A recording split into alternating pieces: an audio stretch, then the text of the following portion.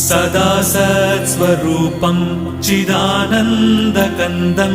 जगत्सम्भवस्थानसंहारहेतुं स्वभक्तेच्छया मानुषं दर्शयन्तं नमामीश्वरं सद्गुरुं साईनाथं नमामीश्वरं सद्गुरुं साईनाथं भवद्वान्तविध्वंसमार्ताण्डमीड्यं मनोवागतीतं